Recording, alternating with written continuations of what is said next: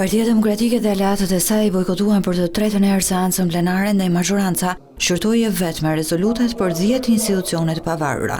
Të vetmi deputet e opozitës në sallën e parlamentit ishin Redi Muçi, Lëvizjes Bashk, Erald Kapri, Partisë Mundësia, të cilët replikuan me Partinë Socialiste për protestën e qytetarëve që vazhdon për 1 muaj e gjysmë. Por në emër të majorancës, kryetari i grupit parlamentar socialist Auland Balla akuzoi partitë politike se dëmtuan protestën e qytetarëve. Unë nuk tallem me protestën.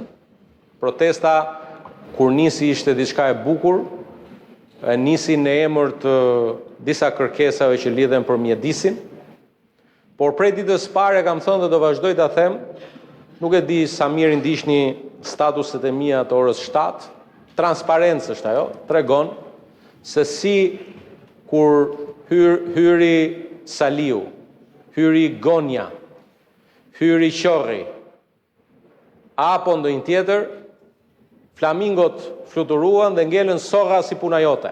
Nga fultorja e parlamentit, Balla deklaroi se mbyllja e negociatave për 3 kapitujt e parë është një nga momentet më të rëndësishme për Shqipërinë.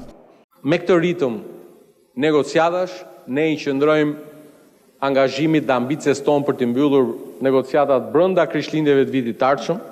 Partia Demokratike ka vendosur të mos shkojë në seancë plenare derisa në rendin e ditës të vendosen 4 propozimet e saj që janë në fakt kërkesat e protestuesve. Po do kërkon shfuqizimin e ligjit për investime strategjike dhe paketës së maleve, si dhe anullimin e ndryshimeve në ligjin për zonat e mbrojtura dhe në ligjin për trashëgiminë kulturore.